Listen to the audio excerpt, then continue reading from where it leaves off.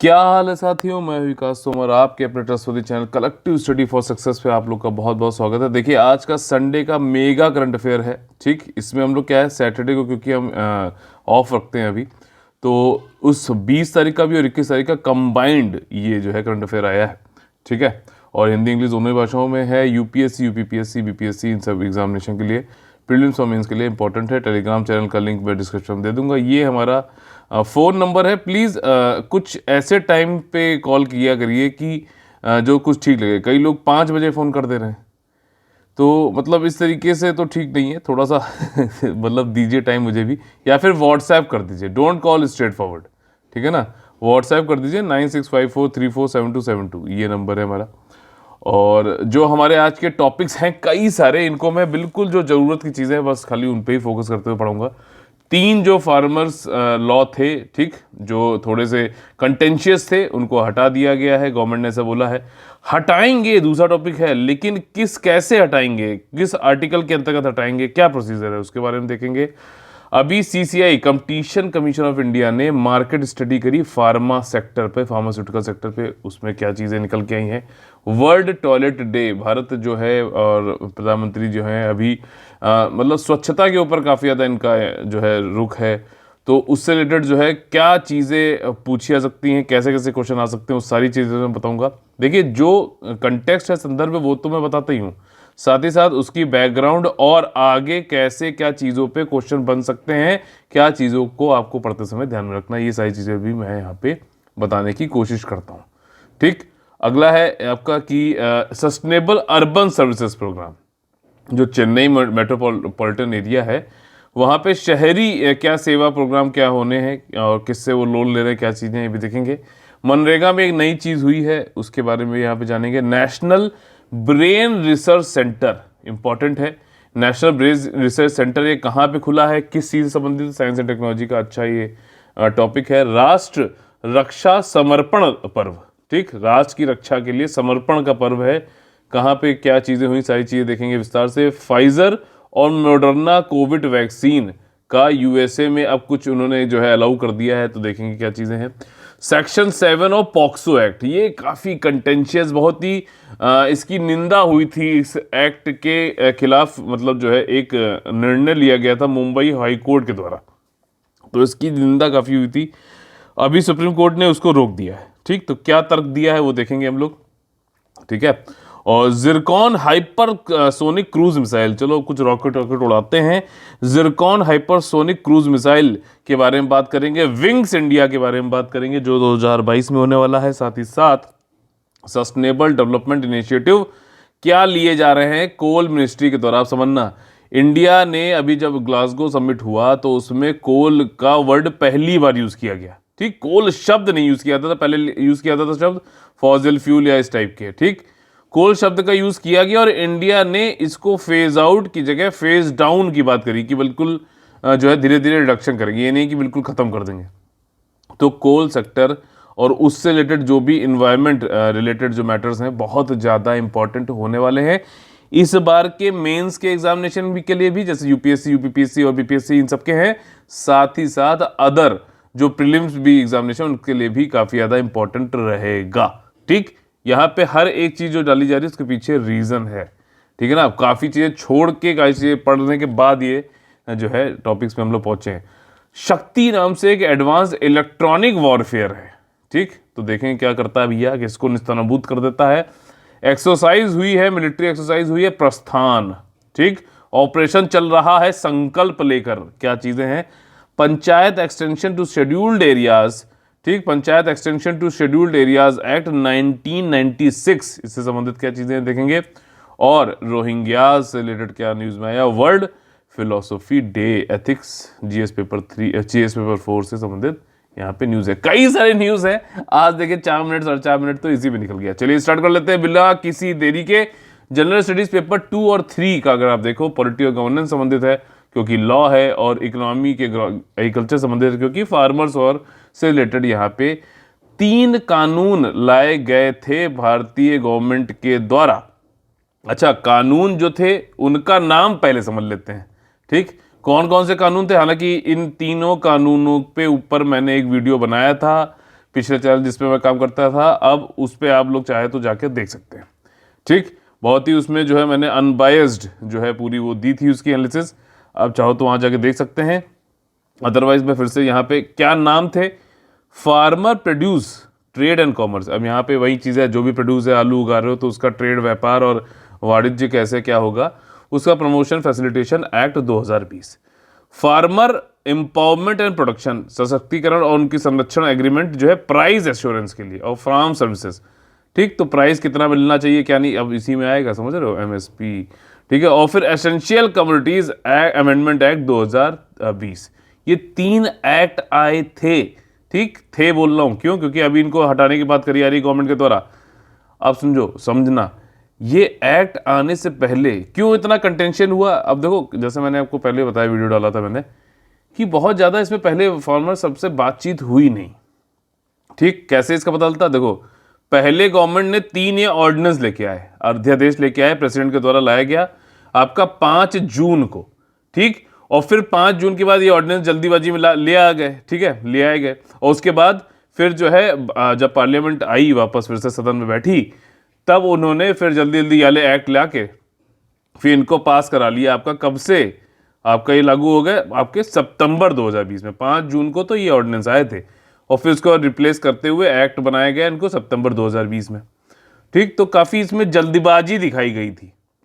और उसके बाद क्या हुआ था कि सितंबर के बाद फिर जनवरी 12 में जो है सुप्रीम कोर्ट ने इन लॉ के इम्प्लीमेंटेशन पे, कार्यान्वयन पे रोक लगा दी थी, स्टे कर दिया था कि भैया इसके अंतर्गत कोई भी कानून, इन कानूनों के अंतर्गत कोई भी जो है वर्क नहीं किया जाएगा। तो अगर देखा जाए तो ये कानून जो थे वो 221 दिन ही प्रभावी रूप में रहे थे। ठीक है, 221 दिन। ठीक, उसके बाद नहीं थे, और अब तो गवर्नमेंट ने कहा भी है कि हम इनको हटा देंगे, रिपील कर देंगे। ठीक, तीनों, और रिपील कब करेंगे, जब अगला पार्लियामेंट का विंटर सेशन चालू होगा तब।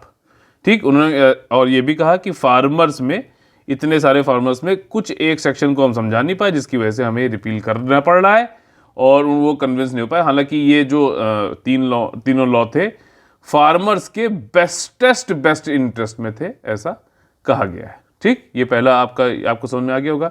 इसी से संबंधित अब देखिए, अब तो ये बात आ गई, ये संदर्भ आ गया, लेकिन अब आगे की कार्यवाही कैसे होगी, अगले विंटर सेशन में जब पार्लियामेंट का सेशन बैठेगा तो किस तरीके से हम उसको हटाएंगे, उसका भी तो कुछ प्रोसीजर, प्रक्रिया कुछ तो वो तो होगा।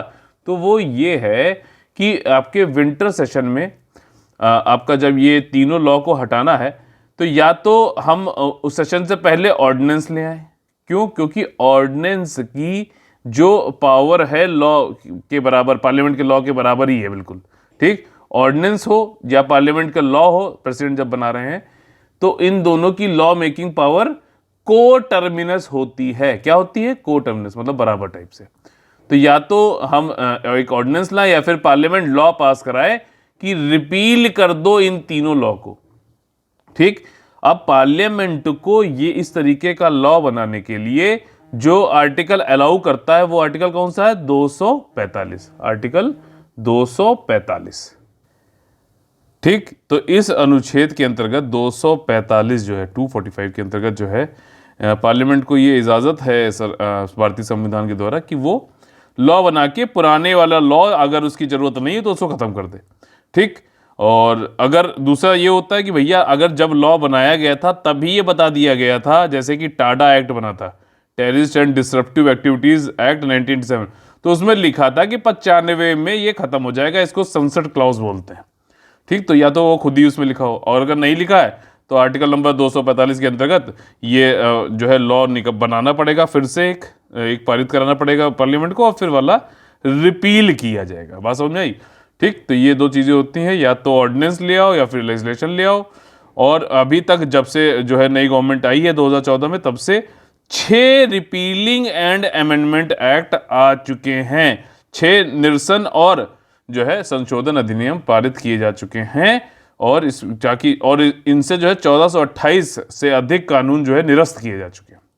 समझ में आ गई बात। तो अब वहाँ पे 3 लॉ जो है ख़त्म कर दिए गए, ये जनरल लीडर्स के लिए, लेकिन ये प्रक्रिया जो है ये हमारे IAS PCS वाली तैयारी के लिए है। समझ में आई बात। अगला जो हमारा टॉपिक है वो है कि भैया फार्मास्यूटिकल जो इंडस्ट्री है, सेक्टर है पूरा, उसमें अगर आप देखो तो पूरी दुनिया में इंडिया को generic medicine capital of the world बोला जाता है। हमारे यहाँ जेनरिक मेडिसिन जो है सबसे ज़्यादा बनती है और सबसे ज़्यादा हम दुनिया में जो है इसका निर्यात भी करते हैं, एक्सपोर्ट भी करते हैं। ठीक, अफ्रीका में और बड़े बड़े UN और WHO ये सब हमसे खरीदती हैं। एक MSF NGO भी है, MSF मेडिसिन सैंस फ्रंटियर्स, या फिर इसको बोले डॉक्टर्स विदाउट बॉर्डर्स। ये क्वेश्चन UPSC ने पूछा भी था डायरेक्टली। ठीक है, तो इसलिए मैं इसको बताता चलता हूँ कि भैया आगे भी इस तरीके से अगर मिलता हो तो आप कहीं पढ़ते हो तो किन चीज़ों पे आपको ध्यान देना है। तो फार्मास्यूटिकल इंडस्ट्री में जेनरिक मेडिसिन के इंडिया में को जो है पूरे वर्ल्ड में क्या बोला जाता है, कैपिटल। तो जेनरिक मेडिसिन में हम काफ़ी ज़्यादा जो है ऊपर हैं, ठीक, बाकी कंट्रियों के कंपेरिजन में। अच्छा, जेनरिक मेडिसिन क्या होती है? जो भी किसी, मान लीजिए बड़ी बड़ी जो फार्मास्यूटिकल इंडस्ट्रीज़ हैं, क्या कंपनीज़ हैं, सिप्ला हो गई, ठीक है, एल्केन हो गई, कई सारी हैं, तो वो जब मेडिसिन बनाती हैं तो वो कराती हैं पेटेंट। ठीक, उनको काफ़ी ज़्यादा रिसर्च एंड डेवलपमेंट करना पड़ता है, R&D करनी पड़ती है, जिसके लिए होता है खर्चा। तो जब वो ड्रग बनाते हैं तो ड्रग में तो यार वही फॉर्मूले, वही विटामिन, वही मिनरल, बस कॉम्बिनेशन और सारी कुछ चीज़ें उसमें रखती है, लेकिन वहाँ तक पहुँचने के लिए R&D जो करते हैं उसमें लगता है पैसा बहुत ज़्यादा। तो वो जो ड्रग 100 रुपये की हो सकती है उसको 10,000 रुपये में बेचते हैं। ठीक, मुनाफा भी कमाते हैं पेटेंट के नाम पर, R&D के नाम पर। जेनरिक मेडिसिन क्या करता है कि बिल्कुल सेम प्रभाव करता है कि जो है मेडिसिन होती है, सेम फॉर्मूले की होती है, लेकिन वो 100 रुपये में ही बनती है डोज। ठीक, तो भारत जो है कंपलसरी लाइसेंसिंग के अंतर्गत, कंपलसरी लाइसेंसिंग जो है WTO के, वर्ल्ड ट्रेड ऑर्गेनाइजेशन के, विश्व व्यापार संगठन के, एक उनका एग्रीमेंट है ट्रिप्स नाम से, trips, trade related intellectual property rights. ठीक, तो ये क्या है, बौद्धिक संपदा जो वाली चीजें हैं उसमें पेटेंट आता, तो उससे निजात पाने के लिए डेवलपिंग कंट्रीज को दिया गया कंपलसरी लाइसेंसिंग। ठीक, इसके अंतर्गत क्या है कि अगर पब्लिक इश्यूज है और पब्लिक को फायदा हो सकता है तो ये पेटेंट के 20 साल लगभग होता है, तो उसके खत्म होने से पहले ही जो है सार्वजनिक स्वास्थ्य के लिए उसका जेनरिक मेडिसिन बनाने की इजाजत दी जाएगी। ठीक, सबसे भाई ड्रग्स वग्स बना तो भाई लोगों की जान बचाने के लिए कर रहे हो ना, तो ये चीज़ है। तो जेनरिक मेडिसिन हम लोग जो है इनसे कहते हैं सेम सॉल्ट होता है, सेम प्रभाव करता होती है। अब आते हैं, ये पूरा बैकग्राउंड समझने के बाद आज की जो न्यूज़ है वो ये है कि आपका कंपटीशन कमीशन ऑफ इंडिया ये देखता है कि भैया ऐसा तो नहीं कुछ कई सारी कंपनियां मर्जा बना के मोनोपोली कर रही हो, एकाधिकार कर रही हो, या फिर कार्टेल बना के जो है अपने हिसाब से पैसा सब लोग सेट कर रहे हो। तो इन सब के बीच में यह है कि एक हेल्दी कंपटीशन बना रहे हो और नए प्लेयर्स को भी बराबर से मौका मिले, लेवल प्लेइंग फील्ड बनी रहे, तो उसके लिए कंपटीशन कमीशन ऑफ इंडिया काम करता है।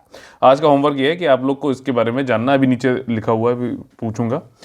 तो इसने रिकमेंड किया है कि भैया हम एक national digital drugs data bank बनाएंगे। ठीक, ड्रग्स डिजिटल वाली ड्रग नहीं होगी जो डिजिटली आप कह रहे हो कोई, जो मतलब इसमें क्या है, जो भी फार्मास्यूटिकल सेक्टर में जो ड्रग्स होती हैं, जो मेडिसिन होती हैं, उनका जो डेटाबेस है वो डिजिटली लाने वाले हैं बस। और उसके भी हम लाएंगे किस पर, कि भैया ड्रग की क्वालिटी वाइज। ठीक है, अगर बुखार की दवा है तो उसकी क्या क्वालिटी का होना चाहिए उसके ऊपर, ठीक, उसकी क्या प्रभाव करता है उसके ऊपर होना चाहिए, उसके ऊपर डेटा बैंक बनेगा। इससे क्या है, प्राइस कंपटीशन अच्छा होगा जेनरिक ड्रग्स के बीच में। अभी क्या होता है, मैं यहाँ पे कंपटीशन कमीशन ऑफ इंडिया ने ऐसा क्यों बोला है, अभी क्या होता है, लोग ये पूछते हैं जेनरिक ड्रग है उसकी 100 रुपए की, लेकिन लोग क्या कहेंगे कि नहीं नहीं यार वो सिप्ला की दे दो। अब देखो, किसी भी कंपनी के खिलाफ मैं यहाँ बात नहीं कर रहा हूँ, सिर्फ जो कंपनियां ज़्यादा चलती हैं और आपको भी आपकी सुनी हुई उनका नाम ले रहा हूँ, वो कहेंगे सिप्ला की दे दो, ठीक, रेड्डी की दे दो, या फिर किसी और कंपनी की दे दो, XYZ की दे दो, जो इनका ब्रांड आपको पता है। तो ब्रांड के हिसाब से लोग खरीदते हैं, ना कि प्राइस के हिसाब से जेनरिक मेडिसिन को ही। ठीक, होना क्या चाहिए, क्योंकि सारी जेनरिक मेडिसिन अगर उनकी क्वालिटी सेम है तो जो बेस्ट प्राइस में मिलेगा उसको आप खरीदोगे। लेकिन आपको यहाँ पे क्या होता है, दिक्कत क्या, मतलब क्यों आप जो है सिप्ला या फिर कोई और ब्रांड की खरीदते हो, वो इसलिए क्योंकि जो ब्रांड वाले हैं दवाई मेकर, वो ये कहते हैं कि ऐसा है, दुकानदार समझो, मेडिकल शॉप वालों सुनो, 100 रुपए में तुमको दूसरा ब्रांड देता है, तुम्हारी जेब में जाता है 20 रुपए, हम देंगे तुम्हें 30 रुपए। तो एक काम करो, जब कोई बीमार और जो है ज़रूरतमंद तुम्हारे पास दवा लेने आए तो तुम कहना अरे सबसे बढ़िया सिप्ला। और ज़्यादातर हमारे देश में यही होता है कि डॉक्टर के पास जाए बिना डायरेक्टली हम किससे पूछते हैं, मेडिकल स्टोर वाले से पूछते हैं कि भैया दवाई, जुकाम बहुत तेज, नाक ऐसी बह रही जैसे बिल्कुल अविरल धारा, तो उसको हम कैसे रोकें। तो जो है वो कहेगा एक काम करो, जो है इस सिप्ला की ले लो। ठीक, ये खाली एग्जाम्पल है, उस पर बता रहा हूं। तो वो इसलिए कह रहा है क्यों, क्योंकि उसको इस पे कमीशन ज्यादा मिल रहा है और इसकी वजह से ही कंपटीशन यहाँ पे बाकियों से खत्म हो रहा है। बल्कि सभी दवाओं का, जनरिक दवाओं का क्वालिटी यहाँ पे मेंटेन कर दें तो सबकी जो है प्रभावकारिता एकदम सेम है। तो कम सस्ते में दवाई नहीं मिल सकती क्योंकि लोग जो है इसको ब्रांड के हिसाब से जा रहे हैं कंपटीशन पे, ना कि प्राइस कंपटीशन पे। पूरा कौन सा समझ में आया? बस यहाँ पे यही चीज़ उन्होंने बोली है कि जो, और इंडिया में फार्मास्यूटिकल अगर देखा जाए तो जेनरिक ड्रग जो है कितना आउट ऑफ जो है पॉकेट एक्सपेंडिचर कराता है हमारा गरीब। किसी गरीब में आपको बताऊं, अगर आप देखो तो गरीब के साथ सबसे बड़ी दिक्कत है कि उनको खाने को मिल जाए रोज, उनका राशन जो है महीने का हो जाए ताकि रोज 2 वक्त का खाना खा सकें। अब इस बीच अगर उनको जो है कोई बीमारी हो जाती है तो भाई साहब खत्म है जिंदगी। पूछते हो सकता है कहीं पे नौकरी करते करते बेचारे निकाल दें फ्री में, समझ लो। और उसमें भी जेनरिक ड्रग्स का जो है पूरे फार्मास्यूटिकल्स में देखा जाए तो आउट ऑफ पॉकेट एक्सपेंडिचर 43% है। ठीक है ना, 100 रुपये कमाते हैं तो 43% तो खाली दवाइयों में चला जाता है पैसा। ठीक, और अगर 100 रुपये की दवा खरीदी तो 43% जो है जेनरिक दवाई खरीद रहे हैं।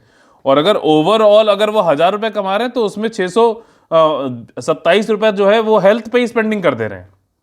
तो ये इसको बोलते हैं आउट ऑफ पॉकेट एक्सपेंडिचर, जो कि बहुत ज़्यादा। और ये भी एक कारण है भारत में लोगों को गरीबी रेखा के नीचे रखने के लिए। समझ में आई बात?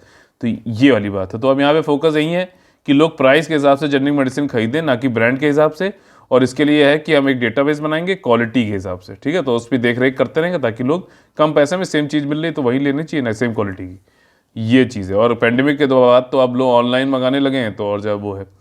कंपटीशन कमीशन ऑफ इंडिया किस मिनिस्ट्री के अंतर्गत आता है, क्या फंक्शन है, अबाउट सेक्शन इसका जरूर पढ़िए इसकी ऑफिशियल लिंक पे जाकर। ठीक, अगला जो हमारा टॉपिक है वो है वर्ल्ड टॉयलेट डे। वर्ल्ड की बात हो रही है, टॉयलेट डे कब होता है? 19 नवंबर को। ठीक, जब से स्वच्छता अभियान चालू हुआ है, ग्रामीण रूरल सब जगह क्या है कि ओपन डेफिकेशन नहीं होना चाहिए, खुले में शौच नहीं करना चाहिए। तो क्या बनाना पड़ेगा? टॉयलेट। टॉयलेट पे तो पिक्चर भी बन गई, टॉयलेट एक प्रेम कथा, टॉयलेट हजारों प्रेम कथा। तो अब यहाँ पे सिस्टम ये है कि हमें इसको ध्यान रखना चाहिए। क्यों? क्योंकि गवर्नमेंट की बहुत बड़ा जो है फोकस पॉलिसी जो है टॉयलेट, ये सैनिटेशन और सर्वेक्षण पे, क्लीननेस पे जा रहा है, टॉयलेट मेकिंग पे जा रहा है। तो हमें इसके बारे में एक एक चीज़ पता होनी चाहिए। ठीक, 19 नवंबर को होता है आपका वर्ल्ड टॉयलेट डे। और ये इंस्पायर करता है कि भैया हमें ग्लोबली सैनिटेशन क्राइसिस से बचाना है, जो आपका स्वच्छता संकट है उससे निपटना है। अब जैसे कोरोना से पहले लोग कहते थे भैया खाने शौच जाने के बाद हाथ तो जरूर धो। ठीक, आपका जो है कहीं आप हाथ जो हैंड वॉश करते ना चाहिए, कोई नहीं सुनता था। कोरोना आ गया, सब सुन रहे हैं, सबको अपनी जब जान पे आई तबार। तो वैसे भी करो ना यार।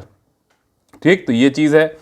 इंपॉर्टेंस क्या चीज़ है, ये डे बताता है कि सैनिटेशन यानी कि स्वच्छता से और हाइजीन से, ठीक, इनकी जो क्या इंपॉर्टेंस है इनके बारे में बताता है। और ये जरूरी है, अगर ये चीज़ें हम करते रहें, इस पर ध्यान देते रहें, तो हमारा खर्चा किस पे बचेगा? पब्लिक हेल्थ पे। जेंडर इक्वलिटी, जेंडर इक्वलिटी क्यों आ रहा है? देखिए, आपका लैंगिक समानता का मतलब यहाँ मुद्दा क्यों आ रहा है? क्यों? क्योंकि स्कूल जाता है, जो स्कूल बच्चे जाते हैं तो लड़कियों के लिए जो है टॉयलेट नहीं होते हैं। ठीक, टॉयलेट होते हैं तो उसमें सारी मतलब उनका बढ़िया नहीं है, चलती हालत में नहीं है, या फिर इसी वजह से जो है लड़कियां स्कूल नहीं जा पाती। समझ रहे हो? तो ये शायद, और लड़कियां जो है, जो औरतें भी हैं घर की, वो ये मैं ऐसे नहीं बता रहा हूँ, इकोनॉमिक सर्वे में अगर आप लोग पढ़ते हो लगातार, इकोनॉमिक सर्वे में ये आया था कि औरतें कम खाना खाती हैं, जिसके कारण उनके अंदर नेसेसरी जो न्यूट्रिशन और मिनरल्स होने चाहिए नहीं पहुंच पाते। क्यों? क्योंकि उनको लगता है अगर वो ज़्यादा खाना खाएंगे तो उनको दिन में ही शौच जाना पड़ेगा, जो कि खुले में एक तो उनको शौच जाना, वो भी दिन दहाड़े, तो और ज़्यादा दिक्कत है। तो इस चक्कर में जो महिलाएं हैं उनको क्या है, एनेमिक होती जा रही हैं। ये आपने पढ़ा ये कहीं? ये इकोनॉमिक सर्वे में दे रखा था। ठीक है ना? तो ये सारे पॉइंट्स आप लिखो, ये क्योंकि यही पॉइंट्स एग्जामिनर ने भी पढ़ रखे हैं, तो उनकी नॉलेज से आप मैच कर जाओ या उनकी नॉलेज के ऊपर कुछ बता जाओ, नंबर देगा। ठीक, जेंडर इक्वलिटी, एजुकेशन, इकोनॉमिक। जब ये चीज लिखी हुई ना तो सोचो कैसे वो हो रहा है। इन्वायरमेंट प्रोटेक्शन हो रहा है, क्यों खुले में शौच करते हो, पानी जो भूजल है वो गंदा होता है। तो ये सारी चीजें इस बार की जो थीम रखी गई है वो थीम है वैल्यूइंग टॉयलेट्स, ठीक।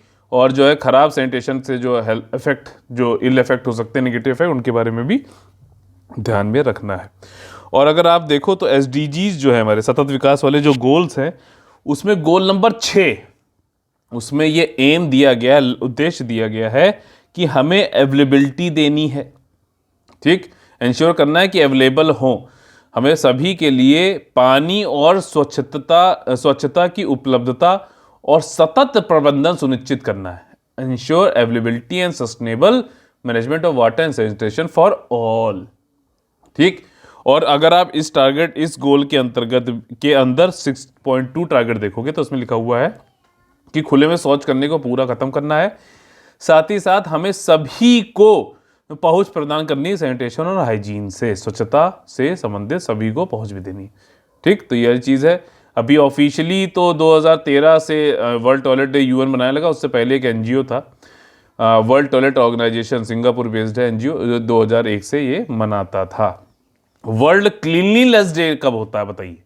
बहुत आसान सा क्वेश्चन है, और मैंने आप लोग कई बार बताया है कि ओडीएफ प्लस और ओडीएफ प्लस प्लस, इसके बीच में क्या डिफरेंस है, इन दोनों की डेफिनेशन आपको पता होना चाहिए, तो आप डिफरेंस भी निकाल सकते हैं। और टॉयलेट रिलेटेड जो भी साइंस एंड टेक्नोलॉजी वाली जो है तकनीक नहीं आ रही, उनको भी जरूर पढ़ो।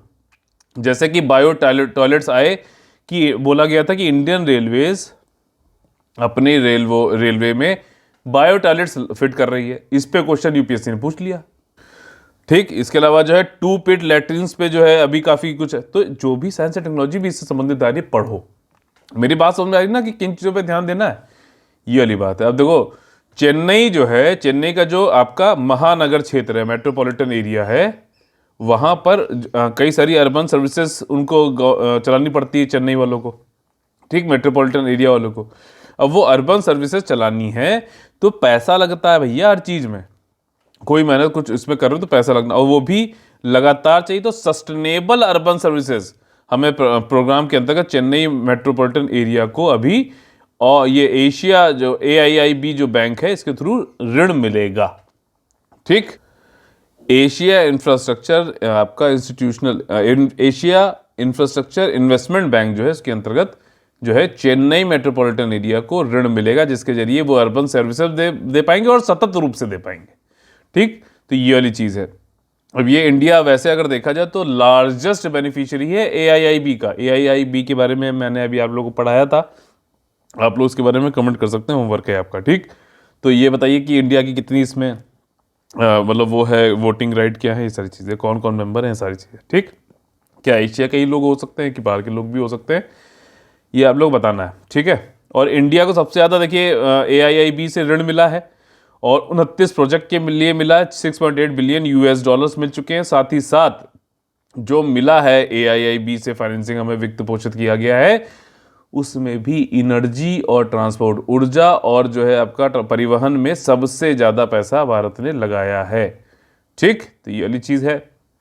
चेन्नई मेट्रोपॉलिटन, अच्छा चेन्नई में आप लोगों ने पीछे देखा होगा ज़्यादातर वो अर्बन फ्लड्स आ जाते हैं, ठीक, पानी वानी निकल नहीं पा रहा है, तो और ज़्यादातर जो वेटलैंड्स थे, आर्द्र भूमियाँ थी, उनको भी जो है ख़त्म करके कंक्रीट बना दिया गया है, तो दिक्कत तो वहाँ पे काफ़ी हो रही है। तो ये वाला पैसा जो अर्बनाइजेशन को सस्टेनेबल बनाने के लिए काफ़ी ज़्यादा इंपॉर्टेंट होने वाला है। फाइनेंसिंग जो है ये आपका इंप्रूव करेगा आपका गुणवत्ता और सस्टेनेबिलिटी सिलेक्टेड अर्बन सर्विसेज का।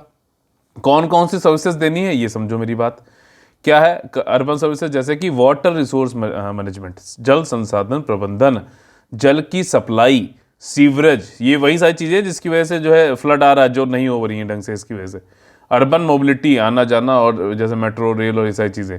सॉलिड वेस्ट मैनेजमेंट और सार्वजनिक हेल्थ, स्वास्थ्य, ठीक, पब्लिक हेल्थ, ठीक। तो इसके लिए जो है टोटल कॉस्ट जो है ये वाला अर्बन के लिए सर्विसेज देने के लिए जो है $701 मिलियन, इसमें AIIB भी पैसा दे रही है, वर्ल्ड बैंक भी दे रही है, ठीक। तो अगर ये कहते हैं कि सिर्फ AIIB ने पैसा दिया, नहीं, और साथ ही साथ जो पैसा बचेगा वो तमिलनाडु की गवर्नमेंट लगाएगी, ठीक। वहाँ चेन्नई की मेट्रो नेटवर्क के लिए भी कुछ पैसा AIIB ने दिया है, और ये काफ़ी तेज़ी से बढ़ता हुआ ये महाक्षेत्र है, मेट्रोपॉलिटन एरिया है। 11 मिलियन यानी कि 1.1 करोड़ लोग हैं यहाँ पर, और फास्टेस्ट ग्रोइंग मेट्रोपॉलिटन एरिया है पूरे एशिया में, इसीलिए इसका आर्थिक महत्व बहुत ज़्यादा है। अगला जो हमारा टॉपिक है जीएस पेपर 3 संबंधित है आपका इकोनॉमी में। मनरेगा जो है Mahatma Gandhi national rural employment guarantee act, इसके अंतर्गत ये किस मिनिस्ट्री के अंतर्गत आती है वाली स्कीम? आपका रूरल डेवलपमेंट, ग्रामीण विकास मंत्रालय के अंतर्गत आती है। अभी यहाँ पे क्या हुआ है, जो भी काम किया जाता है, मान लीजिए कहीं पे मैनुअल वर्क होता है ना, इसमें गड्ढा खोदने की बात करी जा रही है कहीं पे, तो वो गड्ढा किस जगह, अभी तो ये होता है कि फला गांव में, मतलब फला शहर के फला ब्लॉक के इस गांव में काम चल रहा है, ऐसे होता। अब क्या है, ज्योग्राफिकल इंफॉर्मेशन सिस्टम, भौगोलिक सूचना प्रणाली। इसमें क्या है भैया, ये जैसे आप अपनी लोकेशन भेज देते हो ना व्हाट्सएप पे कि हाँ हाँ हम यहाँ पे खड़े हैं आ जाओ, वैसे ही ये गड्ढा कहाँ खुद रहा है, ज्योग्राफिकल इंफॉर्मेशन सिस्टम जीपीएस का उपयोग करते हुए उसके लैटिट्यूड और लॉन्जिट्यूड दे दिया जाएगा, ठीक, यानी कि अक्षांश और देशांतर। तो उससे क्या होगा कि बिल्कुल जहाँ पे खुद रहा है गड्ढा वहीं खुदेगा, ठीक, तो ये चीज वहीं खुदेगा, वहीं जाके उसका इंस्पेक्शन भी हो सकता है।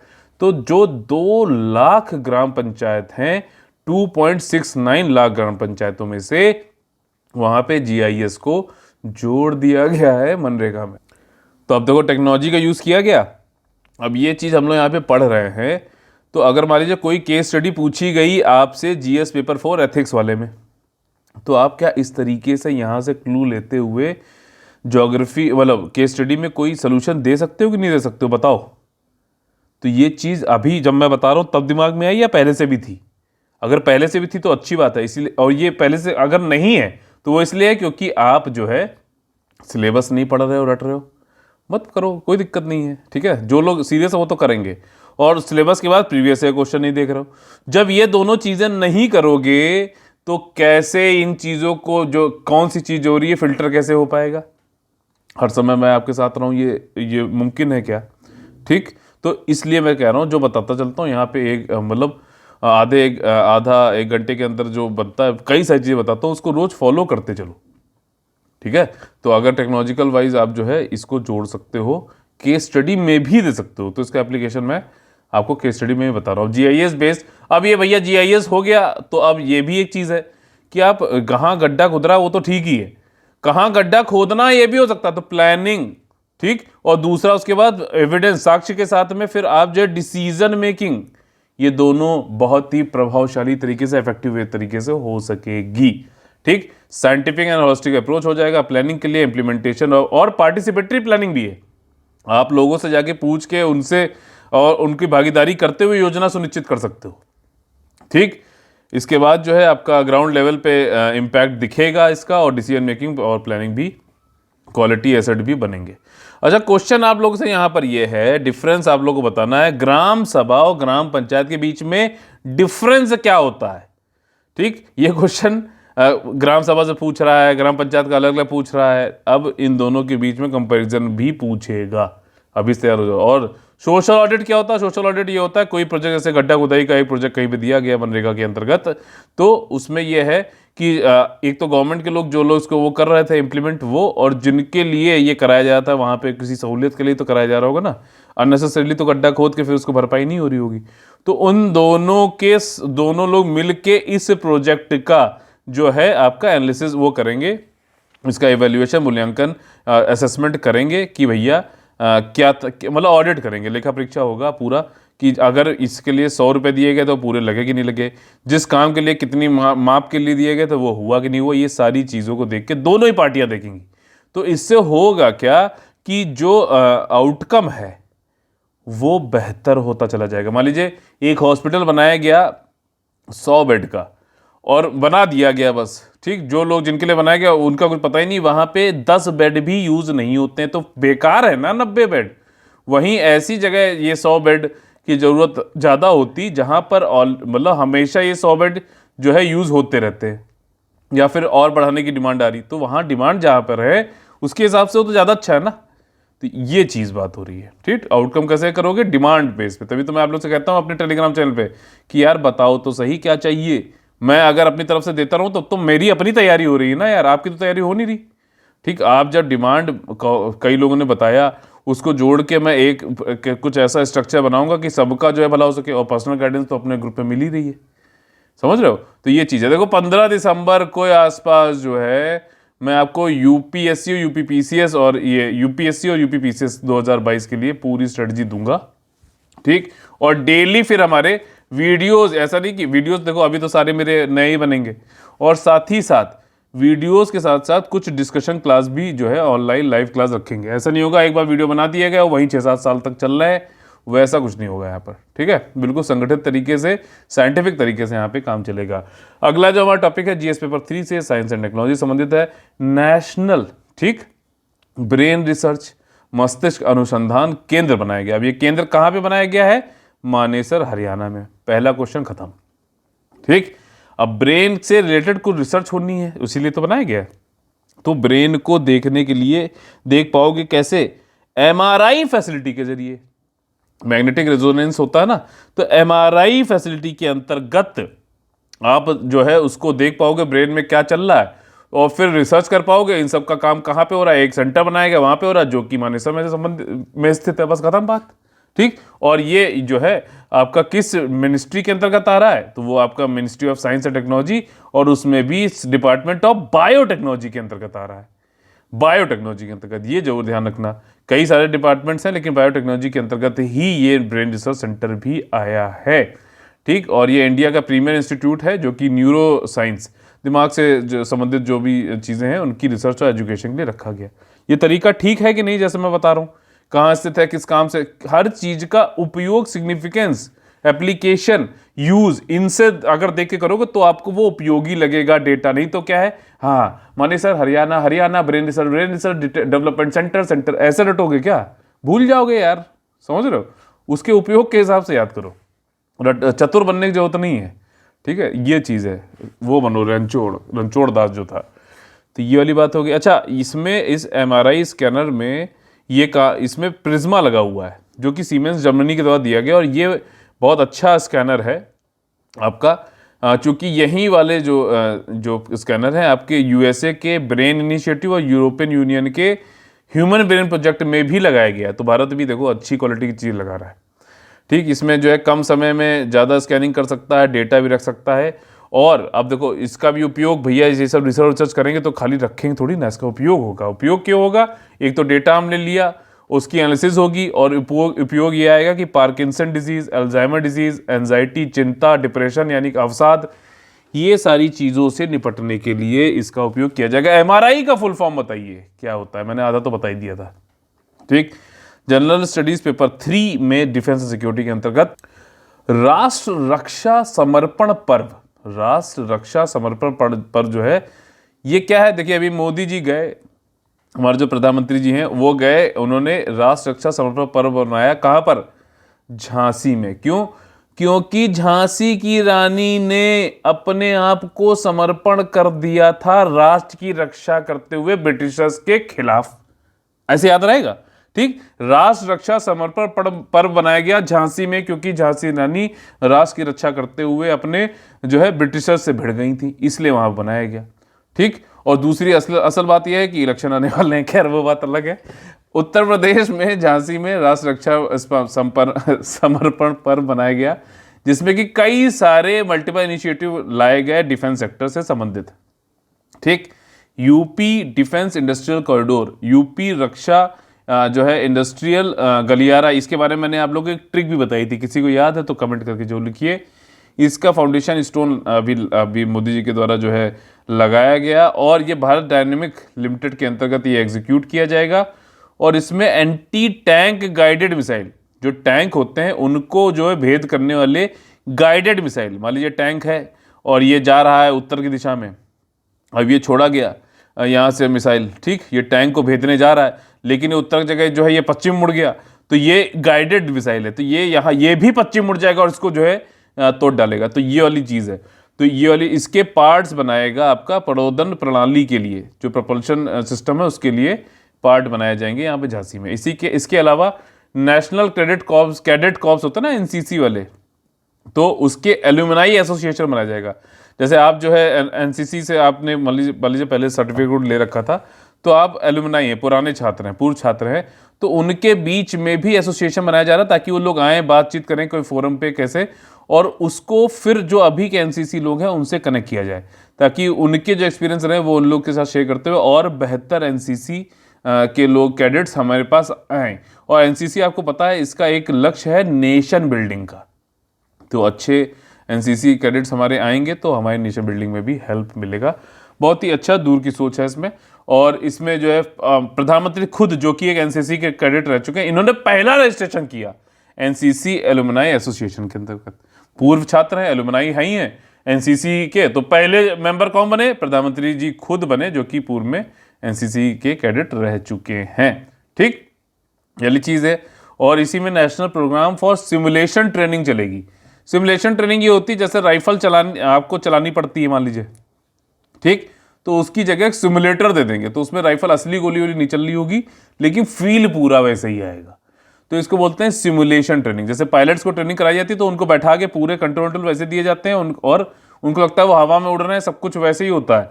लेकिन ये जो है एक मतलब बंद कमरे में भी ये सारे काम हो सकते हैं।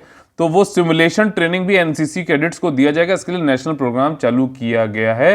और तीनों ही विंग्स, जो आपकी थल सेना, ठीक, जल सेना और ये जो है आपकी एयरफोर्स, एयर वाला, इन तीनों ही कैडेट्स को दिया जाएगा। तो जो आर्मी वाले हैं उनको राइफल चलाने वाला सिमुलेटर, जो एयर वाले हैं उनको फ्लाइंग सिमुलेटर माइक्रोलाइट, और जो नेवल वाले हैं उनको रोइंग, जो नाव चलाने वाला जो होता है। ठीक, और इसमें इलेक्ट्रॉनिक कायोस्क बना दिए जाएंगे, डब्बे बना देंगे, उसके अंतर्गत होगा। ठीक, और हाँ, ये एक इलेक्ट्रॉनिक कायोस्क और भी हैं जिसमें कि नेशनल वॉर मेमोरियल जो बनाया गया, बताइए कहाँ पे बनाया गया है? उसमें जो हमारे शहीद हैं उनको आप लोग जाके श्रद्धांजलि भी दे सकते हो सिंगल क्लिक करके।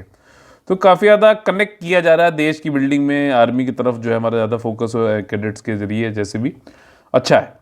इसके अलावा झांसी के गनौठा में 600 मेगावाट का अल्ट्रा मेगा सोलर पार्क जो है अभी उसका भी फाउंडेशन स्टोन लगाया गया है। 600 मेगावाट का, कहाँ पे? गनौठा, झांसी में। ठीक, अच्छा, इंडिया के जो नए इंटेंडेड नेशनल डिटरमिन्ड जो कंट्रीब्यूशंस आए हैं 2030 तक चलेंगे, अभी ग्लासगो समिट के बाद में, वो क्या क्या है? 500 गीगावाट तक हम जो है 2030 तक अपना रिन्यूएबल एनर्जी क्या सेटअप बना लेंगे। 50% तक जो हमारी जो ऊर्जा, अगर मान लीजिए 100 यूनिट है तो 50 यूनिट तो हम भैया अक्षय ऊर्जा से करेंगे। तो ये मतलब एक तरीके से देखा जाए तो ये कितना हो जाएगा इन टोटल? अगर 500 गीगावाट इधर है, 50% उसमें से नॉन फॉसिल फ्यूल से आ रहा है, तो जो है गैर जीवाश्म वाले ईंधन से आ रहा है, तो वो क्या होगा? टोटल कितना हो जाना चाहिए? 1000 गीगावाट मेरे ख्याल से। ठीक, अभी कितना है कमेंट करके कोई बताएगा?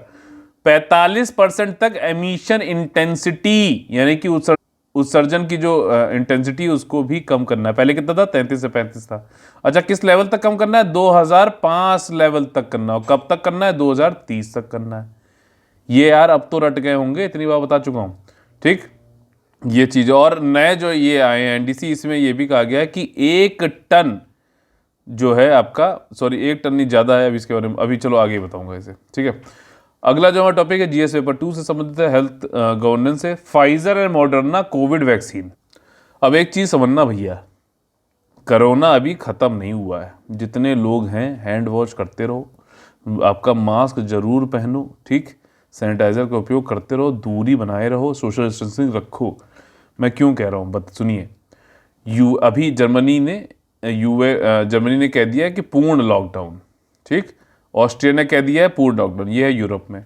यूएसए में कल परसों की फिगर पता है कितने लोग कोविड पॉजिटिव निकले? 88,000। और यूएसए में अभी जो वेव चल रही है वो 5th वेव चल रही है। इंडिया में दूसरी आई थी इस साल, याद है अप्रैल में? क्या हालत थी। हम लोग की शॉर्ट टर्म मेमोरी होती, भूल जाते हैं, लेकिन ऐसा मत करो मेरे भाई। ठीक, मेरे भाई बहन जो भी सभी लोग, सबको जो है माता पिता जिनके भी हैं, सबको कहो कि कोरोना से भी बच के रहे, प्रिकॉशंस लेते रहे प्लीज, जरूरी है। अब देखो ये 5th लहर चल रही, 7.5 लाख से ज्यादा लोग यूएसए में मर चुके हैं, समझ रहे हो? जर्मनी, ऑस्ट्रिया पूर्ण लॉकडाउन, पूर्ण। चाइना में अभी पीछे न्यूज आई थी, फिर बंद होगी क्योंकि वहां तो आपको पता है मीडिया पे कंट्रोल बहुत ज्यादा है। ठीक, अब यहाँ पे यूनाइटेड स्टेट्स ने कहा है कि 65 साल से पहले ऊपर के जो लोग थे उनको जो है बूस्टर शॉट, यानी कि पहला और दूसरा वैक्सीनेशन हो गया, उसके बाद एक और जो है कह रहे हैं बूस्टर शॉट लगवा लो एंटीबॉडीज़ ज़्यादा बढ़िया आ जाएंगी। तो ये पहले 65 से ज़्यादा साल वालों के लिए था, अब इसको 18 साल से ऊपर जो लोग भी हैं वो लोग बूस्टर शॉट लगवा सकते हैं फाइजर और मॉडर्ना कोविड वैक्सीन का। अब आप इससे एक चीज़ समझ रहे हो क्या होने वाला है, भारत में भी, आपको भी, हमें भी देखना, सब जिसको बोल दिया जाएगा कि बूस्टर शॉट लगवाएगा, अगर उसको खतरे का अंदाजा है, अवेयरनेस है तो। अदरवाइज नाचते रहो, क्या हो गया, कोई दिक्कत नहीं है। ठीक, ये चीज़ है। और कोविड प्रोटेक्शन और इन सबसे संबंधित है, हॉस्पिटलाइजेशन डेथ ना हो इसके लिए है। 5th वेव चल रही है, बहुत ज़्यादा इसको हिट हुआ है यूएसए को। 7,60,000 लोग जो है मर चुके हैं यूएसए में, अभी 88,000 देखो निकल रहे हैं डेली। ठीक, और अब देखिए आ गया है वो वाली न्यूज़ जो बहुत ज़्यादा कंट्रोवर्सी में रही थी, और ये न्यूज़ संबंधित है आपकी धारा 7 पॉक्सो एक्ट से संबंधित है। ठीक है ना, पॉक्सो एक्ट से संबंधित है, जो कि चिल्ड्रन के साथ में कोई भी अभद्र व्यवहार, यौन जो है असॉल्ट या फिर यौन उत्पीड़न संबंधित एक एक्ट है, बच्चों संबंधित 18 साल के नीचे वाले। ठीक, अब इसके एक्ट के अंतर्गत 7वां सेक्शन है, उससे संबंधित जो है यहाँ पर ये हाई कोर्ट जो है बॉम्बे वाली, वहाँ पे एक महिला जज थी, हाई कोर्ट बॉम्बे की महिला जज थी, बहुत ही इसकी निंदा भी हुई इस वाले जजमेंट की। वहाँ पे उन्होंने क्या कहा कि एक बच्ची के साथ में क्या हुआ, उन्होंने कहा कि स्किन टू स्किन कांटेक्ट नहीं हुआ। ठीक, किसी बच्ची के साथ में उन्होंने क्लॉथ के कपड़ों के ऊपर से ग्रोपिंग करी, टटोला, तो ये जो है सेक्सुअल हैरेसमेंट में नहीं आएगा। समझ में आ रही कितनी बेवकूफियत और जो है मतलब गैर जिम्मेदाराना ये जजमेंट था। ऐसी बात कही गई और सेक्शन 7 के अंतर्गत उनको जो है वहां पे छोड़ दिया गया, जो भी बंदा था उसको छोड़ दिया गया, उसको मतलब उनको दे दिया गया, उनकी बेल वेल मिल गई, उनको बरी कर दिया गया था। देख रहे हो, तो ये इससे संबंधित फिर हाई कोर्ट के इसी वाले केस के खिलाफ अपील करते हुए सुप्रीम कोर्ट गया, और फिर सुप्रीम कोर्ट ने अब दिमाग का इस्तेमाल करते हुए, ठीक, एप्लीकेशन ऑफ माइंड का इस्तेमाल करते हुए ये कहा है कि जो बॉम्बे हाई कोर्ट की, और महिला ने ये दिया था ये वाला जजमेंट, कि मतलब कपड़ों के ऊपर से उन्होंने ग्रोपिंग करी तो वो चीज सेक्सुअल हरासमेंट में नहीं आएगी। व्हाट नॉनसेंस यार। ठीक, तो मतलब ये तो मतलब ये किस चीज को बढ़ावा दे रही है क्या, मतलब किसी चीज को, तो ऐसे तो कोई भी छूट जाएगा कुछ भी, मतलब बदतमीजी करने के बाद भी। ठीक, तो अब सुप्रीम कोर्ट ने कहा कि पहली बात तो हम इस वाले जो इनका जजमेंट था इसको खत्म करते हैं। दूसरी बात, अगर कोई व्यक्ति यौन इरादा बहुत ज्यादा इंपॉर्टेंट है, ठीक, से शरीर के किसी यौन अंग को छूने का कार्य करता है तो वो तुच्छ होगा, और साथ ही साथ इसे पॉक्सो अधिनियम 7 धारा के तहत माना जाएगा, बाहर नहीं माना जाएगा। 7 धारा, अब आपके दिमाग में आ रहा होगा भैया ये क्या चीज है जो इतनी वो कर रहा है, तो इसमें यह कहा जाता है, देखिए जो लिखा है मैं वैसे पढ़ रहा हूं उसको, जो कोई भी यौन इरादे से बच्चे की योनि, लिंग, गूदा या स्तन को छूता है, या बच्चे को ऐसे व्यक्ति या किसी अन्य व्यक्ति की योनि, लिंग, गूदा या स्तन को छूता है, तो या यौन इरादे से कोई अन्य कार्य करता है तो जिसमें प्रवेश के बिना जो है शारीरिक संपर्क शामिल है, तो उसे यौन हमला या फिर यौन उत्पीड़न आप कह सकते हो, असॉल्ट, ठीक, करने के लिए कहा जाता है। ठीक, कानून का उद्देश्य अपराधी को कानून के जाल से बाहर निकालने की अनुमति नहीं देता है। ठीक, अब यहाँ पे जो बॉम्बे हाई कोर्ट की महिला जज थी, उन्होंने क्या कहा कि स्किन टू स्किन कांटेक्ट हुआ नहीं तो ये यौन असॉल्ट नहीं है, सेक्सुअल असॉल्ट नहीं है। व्हाट नॉनसेंस यार। तो पर्पस ऑफ द लॉ जो है वो ये है कि ऑफेंडर ऐसा ना हो कि बच के निकल जाए, लूप होल नहीं है ये, ठीक है ना। अगर उसका यौन इंटेंट है, बच्चे यार छोटे मासूम, उनको क्या पता। अभी एक जैसे आपने पहले देखा भी होगा, एड आता था कि व्हाट इज बैड टच और गुड टच। ठीक है, तो बैड टच क्या है, बच्चों को आपको सिखाना भी चाहिए कि कौन कहाँ पे छू रहा है या गलत काम कर रहा है या फिर करवा रहा है या फिर, तो इस तरीके की बैड टच। तो इन्होंने यहाँ पे कोर्ट ने कहा कि जो टच है, ठीक, अगर वो नैरो, संकीर्ण जो है सोच के साथ में, पेडांटिक सोच, जो गलत सोच के साथ में, तो उसको जो है हम सेक्सुअल असॉल्ट में मानेंगे, और भले ही उसमें स्किन टू स्किन कांटेक्ट हो या ना हो, सेक्शन 7 के अंतर्गत हम छोड़ेंगे नहीं। सेक्सुअल इंटेंट, यौन आशय जो है को प्रत्यक्ष रूप से त्वचा तक होना चाहिए, ऐसा जरूरी नहीं है। ठीक, वो आपका जो है यौन आशय अगर किसी का है तो प्रावधान के उद्देश्य को विफल कर देगा कि या नियम को लागू करने के बजाय उसे नष्ट कर देगा, 7 सेक्शन जो है। ठीक, तो ये थोड़ा सा यहाँ पर इम्पॉर्टेंट है जो जजमेंट आया था। मे बी इससे रिलेटेड पॉक्सो एक्ट से रिलेटेड क्वेश्चन पूछ सकता है, क्योंकि ह्यूमन से संबंधित है, लॉ से संबंधित है, चिल्ड्रन से संबंधित है, और इसमें जो है जो कोर्ट ने जजमेंट दिया है, सुप्रीम कोर्ट का जजमेंट है यार, ऐसे अब छोटी मोटी बात नहीं है, तो वो भी इसमें, और इंटरप्रिटेशन ऑफ जजमेंट है, या फिर जो लॉ में लिखा गया उसका इंटरप्रिटेशन की बात है, इंपॉर्टेंट हो सकता है। GS paper 3 defence and security संबंधित। अब मिसाइल लगाते हैं थोड़ी भैया, Zircon hypersonic missile, hypersonic cruise missile, ठीक, इससे रिलेटेड मैंने यहाँ डायग्राम बनाया है, नीचे भी दिखाऊंगा। रशिया ने जो है आपका ये लॉन्च किया है, पहली चीज क्या नाम है, Zircon, Zircon hypersonic cruise missile. ठीक, मिसाइल है, किस तरीके की है, हाइपरसोनिक है, जमीन की सतह से जो है पैरेलल चलती है, देख रहे हो, ये जा रही मिसाइल। ठीक, हाइपरसोनिक है, यानी कि जो साउंड की जो स्पीड होती है 332, करीबन 332 मीटर प्रति सेकंड से 5 गुना ज्यादा, इंटू 5 कर लो। ठीक, तो हाइपरसोनिक जो है आपका स्पीड हो गई, क्रूज मिसाइल है, सतह से जो है पैरेलल चलती है, जमीन के पास में चलती है, और इसका नाम क्या है, जिरकॉन। जिरकॉन में आर है, रशिया की तरफ से बनाया गया, लेटेस्ट है, और व्लादिमीर पुतिन की जो है ये वेपन आर्सनल है, उसको अजय इनविंसिबल बोला गया है। ठीक, और वो कह रहे हैं कि जो यूएस के साथ में हमारे आर्म की जो प्रतिस्पर्धा चल रही है उसमें हमको ज़्यादा एज मिल जाता है, हम आगे बढ़ गए हैं काफ़ी। Hypersonic 5 Guna speed of sound हो गया, आपका मैन्यूवर भी कर सकता है, पैतरेबाजी भी कर सकता है ये, मतलब जैसे मैंने आपको बताया था क्रूज में ऐसे जा रहा है, बीच में मान लीजिए एक पहाड़ आ गया तो ये ऐसे होके ऐसे निकल जाएगा, समझ में आई बात, ये नहीं जाके पहाड़ी में लड़ गया और यहाँ पे टैंक खड़ा रहा हंसता रहा, तो ये नहीं चीज़ है, इसी को पैतरेबाजी मैन्यूवर कहा जाता है। और इनको ट्रैक करना, इंटरसेप्ट करना, अवरोध करना भी मुश्किल है। ठीक है, जिरकॉन वॉरशिप जो है ये कहाँ फायर किया गया, आपका व्हाइट सी में किया गया, आर्कटिक। मैप खोलो, देखो, मैपिंग करिए। ठीक है, इसके अलावा दूसरा होता है इंटर कॉन्टिनेंटल बैलिस्टिक मिसाइल, जो कि ऐसे उड़ता है, ऐसे जाता आता है, क्रूज मिसाइल आपका सतह के पैरेलल चलता है। ठीक, अच्छा बताइए, भारत की आईसीबीएम मिसाइल का नाम क्या है, और एक क्रूज मिसाइल का नाम और एक आईसीबीएम मिसाइल का नाम जरूर बताइए। ठीक, और ऐसी कौन सी मिसाइल है जो इंडिया और रशिया ने मिलकर बनाई है, और हाँ, इंडिया और सॉरी यार क्वेश्चन, इंडिया रशिया से अभी एक मैंने आपको एयर डिफेंस सिस्टम वाली मिसाइल बताया था S-400, उसका दूसरा नाम क्या है, या फिर S-400 आगे क्या उसका नाम क्या है। हो सकता है कि यूपीएससी नाम से पूछ ले, S-400 लिखा ही ना, तो लोग कहें कि यार ये तो हमने पढ़ा ही नहीं, ऐसा नहीं है, पढ़ा है लेकिन पूरा नहीं पढ़ा। विंग्स इंडिया 2022 अभी यहाँ पे होने वाला है, जीएस पेपर 3 संबंधित है। विंग्स इंडिया 2022, इसमें जो भी नागरिक से संबंधित उड्डयन है, ठीक, तो उससे संबंधित एक यहाँ पर जितने लोग भी सिविल एविएशन से संबंधित हैं, कमर्शियल फ्लाइट चला रहे हो, जनरल फ्लाइट चला रहे हो, बिजनेस फ्लाइट चला रहे हो, एशिया का सबसे बड़ा इवेंट है विंग्स इंडिया इवेंट 2022 में होने वाला है।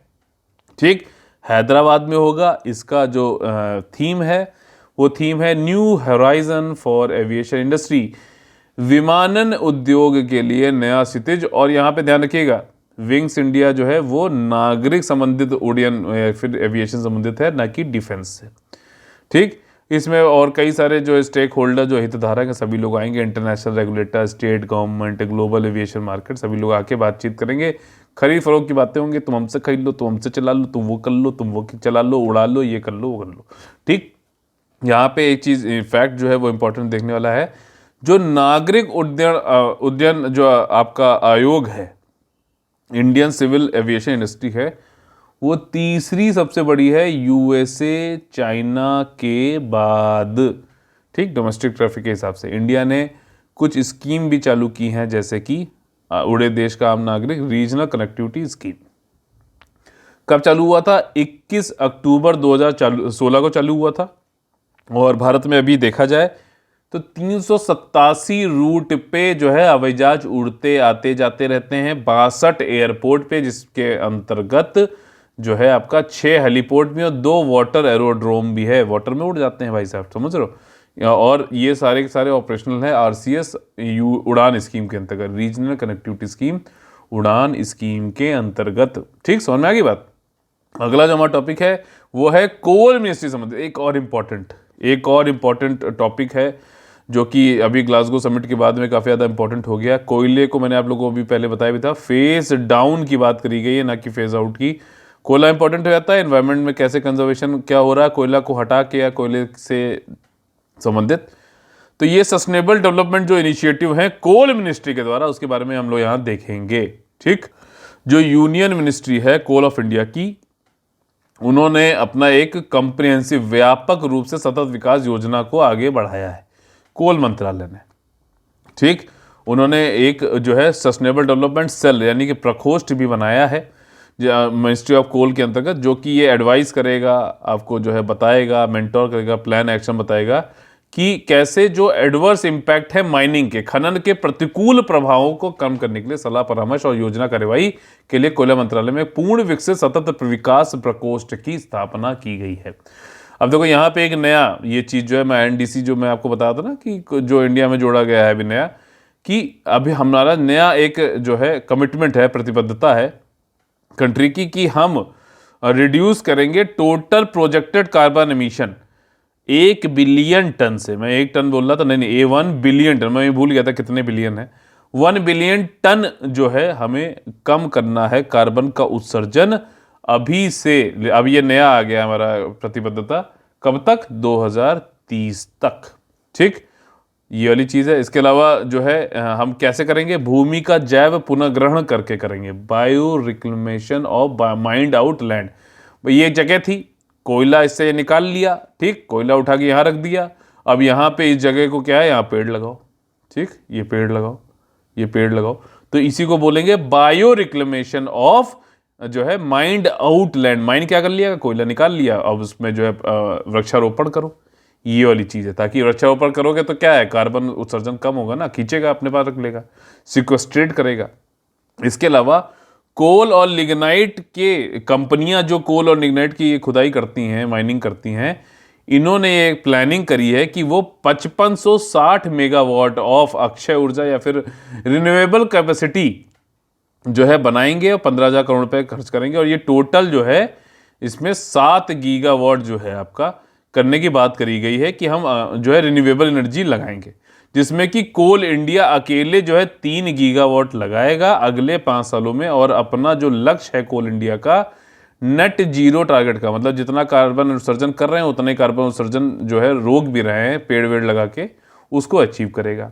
इसके अलावा कोल मिनिस्ट्री का जो एक और सतत जो विकास वाला जो इनिशिएटिव है वो है कि फर्स्ट माइल कनेक्टिविटी। कई बार ऐसा होता है कि खुदाई वाला एरिया ये है और जो स्टोरेज वाला एरिया ये है, यहाँ से जो है यहाँ तक रोड बनी हुई है, वहाँ पे जो है आपके का वो चल रहे हैं, ट्रक चल रहे हैं और ट्रक लेके जाते रहते, तो इससे एक तो डीजल की खपत हो रही है, ठीक, वो कार्बन उत्सर्जन हो रहा है, कई सारी चीज़ें यहाँ पे जो है लग रही हैं, तो कार्बन का उत्सर्जन बढ़ रहा है। अब यहाँ पर क्या कहा उन्होंने, और ये अगर आप देखो कभी वीडियो लगा के, कोल के पहाड़ हैं, यूएसए में जाओ, पहाड़ के पहाड़, ठीक, चाइना में देखो पहाड़ के पहाड़ है, वहां से मीलों दूर, क्योंकि ये तो कोल का पहाड़ तो कटता जाएगा ना, पीछे आता रहेगा, मीलों दूर तक जो स्टोरेज है वहां तक कन्वेयर बेल्ट जाती है। यहां से कोयला काटा गया और इस कन्वेयर बेल्ट पे चलाया, वो कन्वेयर बेल्ट चल रही, कोयला अपना खिसकते हुए स्टोरेज पे आ जाता है। बीच में ट्रक वरक चलाना, ये सब करना, इससे कार्बन उत्सर्जन जाता होता है, जिसको कि अब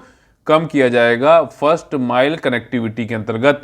तो अगर देखो अब यहां पर देखो ये चीज जो है यूपीएससी डायरेक्टली पूछेगा, रिसेंटली फर्स्ट माइल कनेक्टिविटी जो है न्यूज में था, ये किससे संबंधित है? आप कहोगे कि भैया फर्स्ट माइल कनेक्टिविटी रोड से संबंधित है, जैसे ट्रेन से उतरोगे सीधे जो है पहले माइल पे आपको जो है अपने घर पे छोड़ देगा, ऐसा भी वो डालेगा जानबूझ के ऑप्शन, और आप गलत कर दोगे।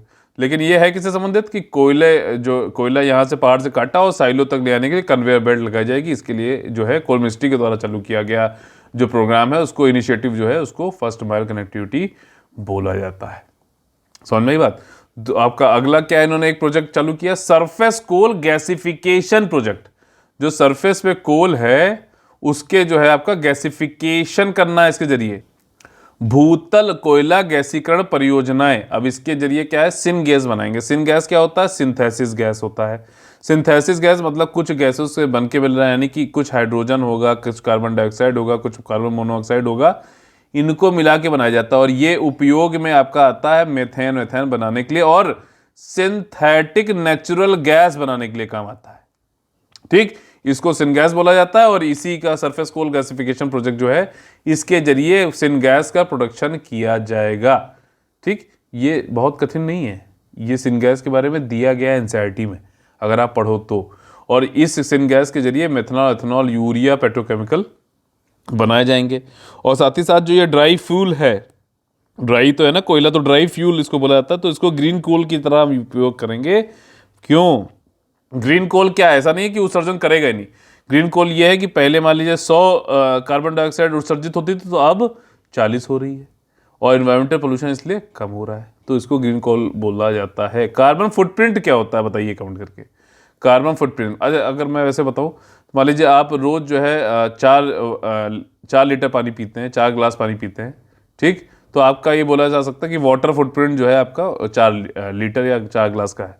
ठीक, अगर इसको कम कर दो आप 2 तो 2 का हो जाएगा। तो वैसे ही किसी चीज़ को आप बनाते हो, कोई प्रोडक्ट बनाते हो मान लो, तो उसके लिए जो कार्बन का उत्सर्जन करते हो वो कार्बन फुटप्रिंट कहलाएगा आपका। ठीक, अब वो कोई देश कर रहा है, कोई इंडस्ट्री कर रहा है, कोई मानव कर रहा है, वो बात अलग अलग हो सकता है, तो वो कार्बन फुटप्रिंट हो जाएगा। और अगर वही उत्सर्जन कम हो गया तो बोलेंगे भैया कार्बन फुटप्रिंट यहाँ पे कम हो गया, रिड्यूस कर दिया गया है। ठीक, समझ में आ रही चीज़? एक एक चीज़ बिल्कुल क्रिस्टल क्लियर। सुपर समझ में आया कि नहीं आया बताइए। शक्ति नाम से एक जो है आपका एडवांस इलेक्ट्रॉनिक वॉरफेयर बनाया गया है सिस्टम, उन्नत इलेक्ट्रॉनिक वॉरफेयर प्रणाली शक्ति नाम से बनाई गई। अब इसमें होता क्या है भाई साहब कि ये जो इंडियन नेवी है उनके जो कैपिटल वॉरशिप्स है, ठीक, पूंजी युद्ध पोत जो है उनमें ये वाले जो शक्ति सिस्टम है लगाया जाएगा। ये क्या करेगा कि जैसे ये युद्ध पोत मान लीजिए जा रहा है, ठीक, ये जा रहा है इस एरिया में, तो उस एरिया मान लीजिए कोई राडार लगा हुआ है, तो उस राडार से ये पकड़ा ही ना जाए। और अगर राडार ये इसको पकड़ पा रहा है तो इसके अंदर ये कैपेबिलिटी है कि इस राडार को ही जैम कर देगा, चाहे मॉडर्न राडार हो चाहे कन्वेंशनल राडार हो। तो इसीलिए इसको बोला जा रहा है एडवांस्ड इलेक्ट्रॉनिक वॉरफेयर सिस्टम शक्ति। किसने बनाया इसको? आपका defence electronic research laboratory, DERL होगा ये। ठीक, और जो कि एक लेबोरेटरी है हैदराबाद में DRDO की। समझ में आ गई बात? डिफेंस इलेक्ट्रॉनिक्स रिसर्च लेबोरेटरी किसकी लेबोरेटरी है? DRDO की है, हैदराबाद में जो स्थित है। इंडियन नेवी के लिए शक्ति एडवांस इलेक्ट्रॉनिक वॉरफेयर सिस्टम बनाया जा रहा है, जो कि राडार चाहे पुराना हो चाहे नया हो जैम कर दूंगा। कोई हमारे ऊपर मिसाइल फेंक रहा है उसको डिटेक्ट कर लूंगा, उसको इंटरसेप्ट नहीं करने दूंगा। आइडेंटिफिकेशन काफ़ी ज़्यादा, एक तरीके से आप ये समझो तो इस जहाज के जो है आपका पूरा ये जो है सुरक्षा कवच इलेक्ट्रॉनिक का बन गया। कोई मिसाइल आ रही है रोक दिया जाएगा, कोई इसको डिटेक्ट करना चाह रहा है वो उसको भी रोक देगा, ये यहाँ पे सिस्टम ये करेगा। ठीक, ये वाली चीज़ है और ये पुराने वाले सिस्टम को जो है बदलने के लिए लगाया गया है। और ये डोमिनेंस, इलेक्ट्रॉनिक डोमिनेंस और ज़्यादा सर्वाइव कर पाएगा समुद्री बैटल फील्ड में। ठीक, इसमें जो एकीकृत किया गया है, इंटीग्रेट किया गया है wide band electronic support measures और इलेक्ट्रॉनिक काउंटर मेजर्स, ताकि कोई भी डिफेंस मतलब कोई भी मिसाइल इसके ऊपर अटैक करे तो उससे ये सुरक्षित रह सके। ठीक, accurate direction interception modern radar का ही बता सकता है। ESM जो होता है, ठीक, इसके ज़्यादा उसमें मत जाओ, क्या उपयोग है बस ये ध्यान रखो। इलेक्ट्रॉनिक सपोर्ट मेजर जो है ये बता देता है कि भाई ये जैसे जा रहा है ऐसे, तो यहाँ पे ये रडार लगा हो तो ये बताएगा ये एक्यूरेट डायरेक्शन, ठीक, कि नॉर्थ वेस्ट जो है डायरेक्शन है। और ये वाला जो है आपका मतलब इसको बता के इसको जैम वैम भी कर सकता हो, उसको जो है मतलब उसको आप फिर अपनी मिसाइल से उसको तोड़ भी सकते हो। ठीक, और कई सारी रडार फिंगरप्रिंटिंग निकाल लेगा, किस तरीके का रडार था, क्या चीज़ था, और फिर रिकॉर्डिंग भी पूरा डेटा करता था कि पोस्ट मिशन के बाद जो उसकी एनालिसिस भी, विश्लेषण भी कर सके कि हमें आगे और कितना तैयार रहना है। मान लीजिए कहीं किसी रडार को मान लो फिर भी नहीं पकड़ पाया, देरी से पकड़ा, तो उससे फिर हमें आगे, तो वही तो मैं कहता हूँ ना कि आप रोज जब करो तो एनालिसिस भी करो कि कहाँ पे आपकी गाड़ी जा रही है, कितने दूर तक जा रही है, कितनी आपको तैयारी और करनी है। अच्छा, पहला जो शक्ति सिस्टम था वो इंस्टॉल किया गया था आपको INS विशाखापट्टनम के ऊपर, और इसको आपका इंस्टॉल किया गया है जो भारत का स्वदेशी एयरक्राफ्ट कैरियर है, जो एक वो होता है ना जो नाव होती है जिसके ऊपर से जो है आपका एरोप्लेन भी उड़ जाते हैं, पूरी इस एयर स्ट्रिप होती है, उसको एयरक्राफ्ट कैरियर बोलते हैं। INS विक्रांत, वहाँ पे भी उस पर भी ये शक्ति एडवांस्ड वॉरफेयर जो इलेक्ट्रॉनिक का लगाया गया है। ठीक, 12 शक्ति सिस्टम जो है बनाएगा BEL, भारत इलेक्ट्रॉनिक्स लिमिटेड, और इसमें 50 से ज़्यादा MSME जो आपके उद्योग हैं, medium and small manufacturing enterprises, वो इसमें काम कर रहे हैं और इनको इंस्टॉल किया जाएगा आपका कैपिटल वॉरशिप के ऊपर। कैपिटल वॉरशिप क्या है, कमेंट करके बताइए। और जैसे कि P-15B, P-17A और तलवार क्लास वाली जो शिप्स हैं उनमें लगाया जाएगा। एक एक्सरसाइज अभी हुई है, military exercise, GS paper 3 defence and security के अंतर्गत है। इसका नाम है व्यायाम, आपका कौन सा, प्रस्थान वाला। सिंपल सा मैं आपको बताऊं, नेवी का आपका ये व्यायाम है, आपका मैरीटाइम एक्सरसाइज है, समुद्री एक्सरसाइज है, और सिर्फ भारत की इंटरनल एक्सरसाइज है। ठीक, कोई और कंट्री इसमें नहीं आता है। हर 6 महीने में होती है, ध्यान रखना, हर 6 महीने में होती है। अभी 16 नवंबर को प्रस्थान नाम की मिलिट्री मैरीटाइम एक्सरसाइज जो हुई वो आपका मुंबई के, जैसे कि भारत आपका ये है, ठीक, तो यहाँ पे मुंबई है, तो मुंबई के ऑफशोर यहाँ इस एरिया में इसको अरेबियन सी में कराया गया। वेस्टर्न नेवल कमांड के हेडक्वार्टर्स के अंतर्गत ये रखा गया था, ऑपरेशन प्रस्थान। ठीक, इसमें कौन कौन भाग लेता है, Indian navy, Indian air force, coast guard, ONGC, क्योंकि वहाँ पे ONGC के वो है ना, मुंबई हाई नाम से ऑयल रिग है, ऑयल रिग जहाँ से तेल निकाला जाता है, क्रूड ऑयल निकाला जाता है, पोर्टर्स, ये सब लोग मिलके इसको यहाँ पे इन्होंने मैरीटाइम एक्सरसाइज करी थी, सिर्फ भारत का अपना है। और ये जो एक्सरसाइज है कंडक्ट कराई गई थी MHN जो आपका मुंबई हाई जो है प्लेटफॉर्म ONGC का, उसी पे कराई गई थी, about 94 nautical mile west of Mumbai. ठीक, अच्छा, 1 नॉटिकल माइल में कितने किलोमीटर होते हैं, 1 माइल में कितने किलोमीटर, और अपना इकोनॉमिक एक्सक्लूसिव जोन जो होता है वो कितना जो है दूर होता है हमारे बेस लाइन से, कई बार बता चुका हूं, आप लोग को इसको बताना है। अगला जो हमारा टॉपिक है वो भी GS paper 3 defence and security संबंधित है, ऑपरेशन संकल्प। ऑपरेशन संकल्प जो है आपका ये से संबंधित है। देखिए, ये आपका यहाँ पे ऐसे जाओगे, ये पाकिस्तान हो गया, ठीक, यहाँ पे ये ईरान हो गया, और इसके बाद अगर ये देखोगे तो ऐसे करके फिर आपका ये आपका UAE हो गया, ठीक, यहाँ पे बहरीन है। तो ये जो एरिया है ये है पर्शियन गल्फ, और यहाँ पे इसको बोलते हैं गल्फ ऑफ ओमान। ठीक, UAE के बिल्कुल यहाँ पे टिप पे ओमान का है, ओमान यहाँ तक आता है, फिर ये आपका येमन हो जाता है, ये ओमान है, ये सऊदी हो गया, फिर आपका यहाँ पे छोड़ गया, फिर मतलब जॉर्डन आ गया यहाँ पे, फिर आपका ये इजराइल हो गया। मैपिंग करोगे तो आसानी से हो जाएंगी सारी चीज़ें। ठीक, तो यहाँ पे आपका कतर है, बहरीन है, ठीक, आपका ये सारे कंट्रीज हैं। तो ये जो पर्शियन गल्फ है, ठीक, खाड़ी है, पर्शियन खाड़ी है, गल्फ ऑफ ओमान है जो स्टेट ऑफ हॉर्मुज की से होते हुए जाती है।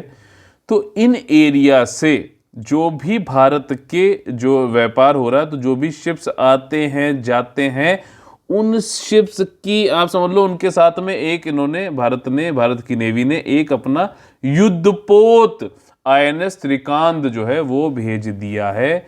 इन सारे जो भी हमारे ट्रेड हो रहे हैं, जो भी शिप्स हैं, उनकी सुरक्षा और संरक्षण और सेफ मूवमेंट हो रहने के लिए, मैरीटाइम सिक्योरिटी भी रहे उसके लिए, INS त्रिकांत नाम से नेवी ने अपना एक युद्धपोत जो है छोड़ा है, और इस पूरे जो कार्य को ऑपरेशन संकल्प का नाम दिया गया है। समझ में आ गई बात? मैपिंग के जरिए अच्छा लगा, समझ में आया तो लाइक बटन जरूर दबाइए, और ये जो है आपका मूवमेंट व्यापार का आसानी से हो सके। अभी ये जो शिप है ये मनामा, ठीक, अच्छा बताइए मनामा डिक्लेरेशन किससे संबंधित है? मनामा डिक्लेरेशन बहरीन में जाके एंटर हुआ 3 दिन वहाँ रहेगा, इधर उधर जाएगा, ये सारी चीज़ रहेगा, उसी एरिया में रहेगा, शिप मूवमेंट ट्रेड और ये सब कराता रहेगा। ठीक, INS त्रिकांत जो है ये एक गाइडेड मिसाइल वाला, गाइडेड मिसाइल अब तो समझ में आ गया ना कैसे क्या होता है। जो स्टेल्थ फ्रिगेट है, स्टेल्थ का मतलब होता है कि ये राडार के थ्रू पकड़ा ना जा सके। ठीक, और ये वेस्टर्न फ्लीट का है, वेस्टर्न नेवल कमांड का ही है। ठीक, ये सारी चीज़ है। ऑपरेशन संकल्प किससे संबंधित है? पर्शियन गल्फ और गल्फ ऑफ ओमान में जो व्यापार और जो भी मैरीटाइम सिक्योरिटी के लिए ये एक जो है युद्धपोत रखा गया है जिसका नाम है INS त्रिकांत। ठीक, GS पेपर 2 में पार्टी ऑफ गवर्नेंस में आपका panchayat extension to scheduled areas, पंचायतों के अनुसूचित क्षेत्र में विस्तार। अब देखो आप लोग को पता है कि शेड्यूल 5, शेड्यूल 6, ठीक, तो उसके अंतर्गत शेड्यूल एरियाज होते हैं। शेड्यूल 6 में आपका आसाम, त्रिपुरा, मेघालय और मिजोरम, ठीक, इन 4 स्टेटों में होते हैं। आपका ऑटोनोमस डिस्ट्रिक्ट होते हैं, ऑटोनोमस डिस्ट्रिक्ट काउंसिल होती हैं, ये सारी चीज़ें होती हैं। शेड्यूल 5 में भी जो है आपका कई सारे शेड्यूल्ड एरिया होते हैं, जहाँ के लोगों, जो ट्राइबल लोग हैं, उनके लिए जो है कई सारी चीज़ें फेवर, उनका रहन सहन अलग होता है, तो उनके रहन सहन उनके हिसाब से रहे, उनके हिसाब से बदलाव हो, उनकी जो है कल्चर, उनकी लैंग्वेज, वो सारी चीज़ें प्रिजर्व रहे, ठीक, उनका जो जो रहन सहन का तरीका है वो सब वैसे ही रहे, उसके लिए शेड्यूल एरियाज बनाए गए। ठीक, इसी तरीके से आर्टिकल नंबर 40 था हमारा जो है डीपीएसपी के अंतर्गत, राज्य के नीति निर्देशक तत्व के अंतर्गत, जिसमें बोला गया था कि पंचायत होने चाहिए। फिर बाद में भारत के संशोधन 73वें, भारतीय संविधान के संशोधन 73वें वाले के बाद में पंचायती राज को जो है लाया गया। ठीक, पंचायत बनेगी, ये कॉन्स्टिट्यूशनल स्टेटस दे दिया गया। अब वो पंचायत जो इंस्टीट्यूशंस बनेंगे वो शेड्यूल्ड एरिया में भी वाले लागू हो सके, उसके लिए एक्ट लाया गया आपका 1996 में, पंचायत का एक्सटेंशन शेड्यूल्ड एरियाज में अंडर शेड्यूल 5। तो ये पूरी चीज समझ में आ गई। ठीक, तो पंचायत वाली जो चीजें हैं कि ग्राम सभा होगी, जो डिसीजन लेने हैं शेड्यूल एरिया में वो ग्राम सभा लेगा, कोई आकर, क्योंकि जो शेड्यूल एरिया है जहाँ पे जंगल ज़्यादा है और ज़मीन, क्योंकि आपका जो इसका प्रिंसिपल है पैसा को लाने का, ठीक, पैसा मतलब वो वाला पैसा है, panchayat extension to schedule area, उसका मकसद ही यही है कि जल जंगल ज़मीन को प्रोटेक्ट करना ट्राइबल्स के लिए, ठीक, आदिवासियों के लिए जल जंगल ज़मीन को प्रोटेक्ट करना आदिवासियों के लिए। तो ग्राम सभा के ही मतलब डिसीजन ले कि भैया माइनिंग कोई होनी है तो वो हाँ बोले कि ना बोले, वहाँ के लोग जो भी इलेक्टोरल रोल में हो ग्राम पंचायत के अंतर्गत, वही लोग हो सकते हैं उस ग्राम सभा में। तो उनकी ग्राम सभा लगेगी तो ये सारे डिसीजन उनके सामने पेश किए जाएंगे, उस पर वो हाँ बोलते हैं तो हाँ, ना बोलते हैं तो ना, अपने रहन सहन अपनी कल्चर के हिसाब से। ठीक, तो ये वाली सारी चीज़ें हैं, इसीलिए पंचायत को वहाँ पे लाया गया है, एक जो है इंस्टीट्यूशनलाइज्ड संस्थागत तरीका वहाँ पे लाया गया है। ठीक, तो अब यहाँ पे मिनिस्ट्री ऑफ ट्राइबल अफेयर और मिनिस्ट्री ऑफ रूरल डेवलपमेंट, पंचायती राज के जो है, इन दोनों ने मिलकर एक नेशनल कॉन्फ्रेंस रखा, राष्ट्रीय सम्मेलन रखा, किसके ऊपर, आपका जो ये एक्ट है पैसा एक्ट 1996 का, न्यू दिल्ली में वार्तालाप करेंगे, जो इश्यूज हैं, किसी की चिंताएं हैं, उस पर बात करेंगे। पैसा का मतलब यही है, जल जंगल ज़मीन को जो है ट्राइबल्स के लिए सुरक्षित रखना है। पैसा क्या है, एक ऐसा कानून बनाया गया था गवर्नमेंट ऑफ इंडिया के द्वारा, ताकि जो शेड्यूल्ड एरियाज हैं, जो अनुसूचित क्षेत्र हैं, वहाँ पर पंचायती राज के जो 73वें अमेंडमेंट के बाद में जो प्रावधान आते थे वो नहीं पहुँचते थे, तो उसको पहुँचाने के लिए अलग लॉ लाया गया था। ठीक, पंचायती राज 73rd अमेंडमेंट, पूरा चैप्टर एक लक्ष्मीकांत में दे रखा है, होमवर्क है, पढ़िए, जरूरी है, इंपॉर्टेंट है। प्रीलिम्स के सिलेबस में भी अलग से पंचायत नाम से दे रखा है, कुछ तो बात होगी। ठीक, तो ये चीज़ है, और इसको जो है एक्ट को लाया गया था 24 दिसंबर 1996 में। इसमें ग्राम सभा को ये कहा गया था कि वो खुद से अपने आप को गवर्न कर सके, ठीक, अपना स्वशासन बना सके, उसके लिए उसको सक्षम बना सके, ताकि वो भी जो भी नेचुरल रिसोर्सेज हैं शेड्यूल्ड एरिया में, उनके बारे में डिसीजन ले सके। ठीक, और पार्ट 9 में कॉन्स्टिट्यूशन जो है वहाँ पे इसको जो है विस्तार कर दिया गया। शेड्यूल एरिया का क्या मतलब होता है, शेड्यूल एरिया वो एरिया होते हैं जो क्लॉज 1 ऑफ आर्टिकल 244, आज हम लोगों ने 245 से संबंधित कुछ बात करी थी, क्या है बताइएगा। तो जो आर्टिकल 244 है उसके क्लॉज 1 के अंतर्गत जो एरियाज आते हैं उनको शेड्यूल एरिया बोला जाता है, और यहाँ पर जो पंचायत के जो प्रावधान है उनको ले आने के लिए पैसा एक्ट लाया गया है। स्टेट लेजिस्लेशन भी पंचायत पे बनाया जाता है शेड्यूल एरियाज के लिए, ताकि जो भी कस्टम्स हैं, ठीक, जो भी उनकी धार्मिक प्रैक्टिसेस हैं, जो भी ट्रेडिशनल मैनेजमेंट प्रबंधन की जो उनकी प्रैक्टिसेस हैं कम्युनिटी रिसोर्स की, वो भी सुरक्षित रह सके। क्योंकि स्टेट गवर्नमेंट ज़्यादा, अरुणाचल प्रदेश जब अब है अरुणाचल प्रदेश, तो उसको बेहतर पता है ना यार कि यहाँ के लोग के हिसाब से वो उनको, कि वो लोग खुद के लोग हैं, तो वो अपना लॉ बनाएगा कि पंचायत का कैसे क्या एरिया, शेड्यूल एरिया के अंतर्गत मतलब ध्यान रखा जाएगा, ये सारी चीज़ के लिए। हर विलेज, जिसके यहाँ जो है हर विलेज में जो है आपका ग्राम सभा होगी, ये कंफर्म है, और ग्राम सभा में वही मेंबर होंगे जो कि उस पंचायत के इलेक्टोरल निर्वाचित लिस्ट में होंगे। ग्राम सभा भारत में डायरेक्ट डेमोक्रेसी का एक टूल है, अकेला टूल है। डायरेक्ट डेमोक्रेसी समझ रहे हो, आपका प्रत्यक्ष रूप से आपका जो है रिप्रेजेंटेशन, मतलब आप किसी को अपना प्रतिनिधि नहीं बनाते हो, जैसे हम अपने लोग को चुनते हैं, पार्लियामेंट में बैठते हैं, फिर वो लॉ बनाते हैं, हमारी बात रखते हैं। यहाँ पर हम लोग बैठेंगे और खुद डिसीजन लेंगे, तो डायरेक्ट डेमोक्रेसी की बात है यहाँ पर। ठीक, ग्राम सभा में जो रिकमेंडेशन होते हैं ग्राम सभा के वो जरूरी होते हैं, और लेना अगर माइनिंग लाइसेंस लेना है शेड्यूल एरिया में तो। साथ ही साथ प्लानिंग और जो मैनेजमेंट है माइनर वाटर बॉडीज का वो भी पंचायत के पास ही रहता है। ग्राम सभा और ग्राम पंचायत के बीच में मैंने डिफरेंस से संबंधित आपसे क्वेश्चन पूछा है, जरूर बताइएगा। ठीक, रोहिंग्या से संबंधित general studies paper 2 international relation, Rohingya से संबंधित कुछ यहाँ पे न्यूज आई है। देखिए, रोहिंग्या म्यांमार में एक ऐसी कम्युनिटी है जिसको कोई भी उनके राइट्स, नागरिक के राइट्स नहीं दिए गए हैं, वोटिंग के राइट्स नहीं दिए गए हैं, कोई उनको नागरिक माना ही नहीं जाता है म्यांमार के लोगों के द्वारा। ठीक, बोला जाता है कि ये सब बांग्लादेशी हैं, और ये रोहिंग्या जो है मुस्लिम कम्युनिटी है जो कि यहाँ पे रह रही, जिसका बहुत ही ज़्यादा यहाँ पर उनके खिलाफ जो है कार्य हो रहा है, कोई भी राइट्स उनको दिए गए नहीं। और बोला था बांग्लादेश से ये सब भाग के आए थे, वहीं चले जाए वापस, तो उनको मार दिया जाता है और काफ़ी ज़्यादा उनके साथ जो है वायलेंस हुआ है। ठीक, तो ये सारी चीज़ें, और ये लोग शरणार्थी बनने पर मजबूर हैं। तो अभी रोहिंग्या से संबंधित यूएन जनरल असेंबली जब अभी हुई थी, संयुक्त राष्ट्र की महासभा हुई, तीसरी कमिटी जो समिति है उसने एक कंसेंसस रेजोल्यूशन निकाला है। ठीक, मतलब उसमें एक ऐसा आपका सहमति, पूरा आम सहमति, सबने बोला कि हाँ ये होना चाहिए, प्रस्ताव निकाला कि जो ह्यूमन राइट्स हैं का वॉलेशन हुआ है रोहिंग्या क्या, उसकी जवाबदेही होनी चाहिए, और भी जो अदर अल्पसंख्यक हैं म्यांमार में उन सब की भी जवाबदेही होनी चाहिए। और इस रेजोल्यूशन को यूरोपियन यूनियन ने, ऑर्गेनाइजेशन फॉर इस्लामिक कोऑपरेशन ने, OIC ने मिलके इसको स्पॉन्सर यानी कि प्रायोजित किया है, और कहा है कि भैया किसी तरीके के संरचनात्मक सुधार यानी कि स्ट्रक्चरल रिफॉर्म आने चाहिए, ताकि जो जड़ से ये जो भेदभाव चल रहा है अल्पसंख्यकों का कंट्री में, म्यांमार में, उसको खत्म किया जा सके। 107 देशों ने इसको जो है सह प्रायोजित किया गया है, को स्पॉन्सर्ड किया है, और जो कि अभी तक सबसे बड़ा जो है ये है 2017 से जब ये प्रॉब्लम चालू हुई थी। भारत में भी ये कहा गया था कि 40,000, इंडियन गवर्नमेंट के आंकड़े हैं, 40,000 रोहिंग्याज हैं। ठीक, ये वाली चीज़ है। तो अब ये कम्युनिटी, इसी तरीके की और भी कम्युनिटी जो जिनके ऊपर मतलब भेदभाव, डिस्क्रिमिनेशन, वायलेंस हो रहा है, कहीं पे भी न्यूज़ में आती तो पढ़ो, कंट्री वाइज उनको लिखो, हो सकता है मैच ऑफ द फॉलोइंग में पूछ ले।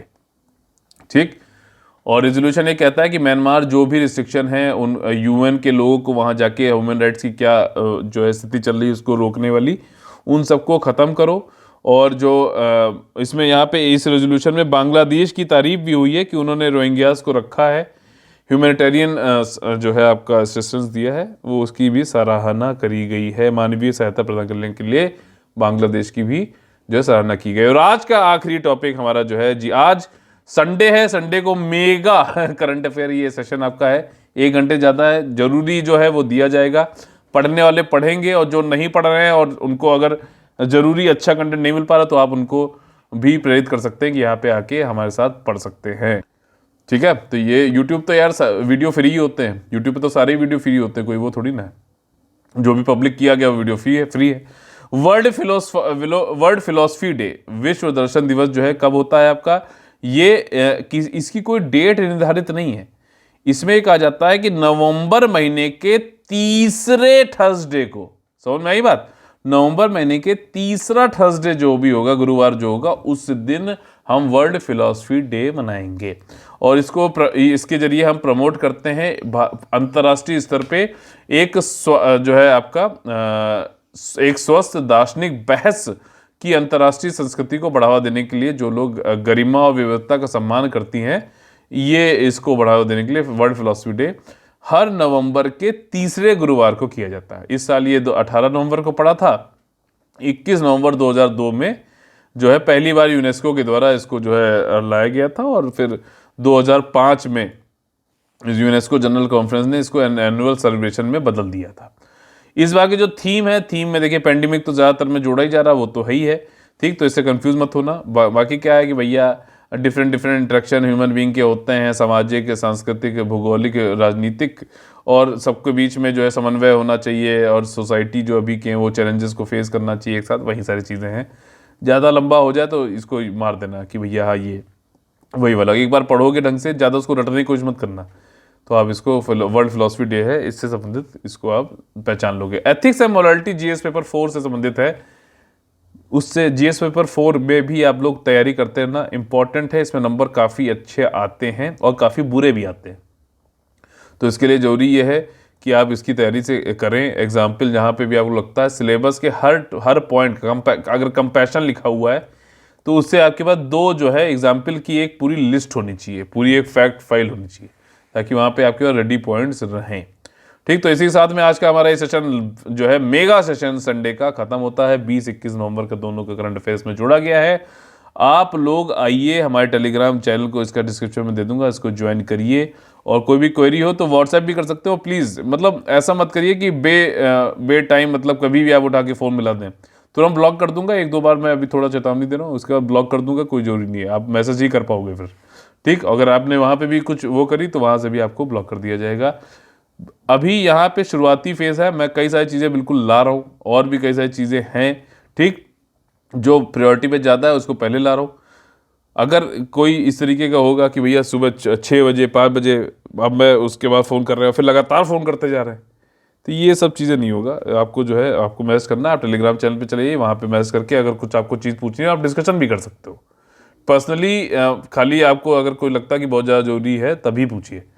ठीक, ऐसा नहीं होना चाहिए कि आपने कहा कि अरे सर मेरा कट ऑफ में नहीं आया, और जो है कोई अगर मान लीजिए यूपीएससी, यूपीपीएससी, बीपीएससी, राजस्थान जो भी है उसके आयोग से संबंधित कोई बात है तो उनको कॉल करो ना यार। कोई मैं उनका कोई पीए थोड़ी ना हूँ, या फिर मैं उनका कोई ऐसा थोड़ा ना कि वो मुझसे पूछ के सारे काम करते हैं। वो खुद जो उनकी प्रक्रिया वो करेंगे, आप उनको फ़ोन करिए, उनको मेल करिए और उनसे करिए। फिर भी कोई बात होती है तो मुझसे आप सलाह ले सकते हो, लेकिन जो ये काम आपको पहले बार में करना चाहिए वो मुझसे थोड़ा ना आप पूछोगे, ये चीज़ है। ठीक, तो चलिए कल फिर से मुलाकात होगी आप लोगों से, और तब तक के लिए आप लोगों से लेते हैं अलविदा। और हाँ, लाइक बटन जरूर तोड़ना है, और लोगों को कहो कि ये हमारा आपका अपना चैनल है, शेयर सब्सक्राइब जरूर करें, कमेंट जरूर करें आंसर्स को। ठीक, जय हिंद, जय Bharat, all the very best है। वंदे वंदे मातरम।